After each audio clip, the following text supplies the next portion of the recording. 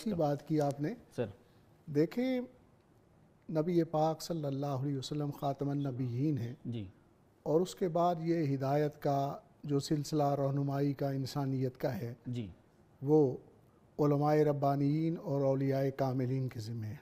ठीक है।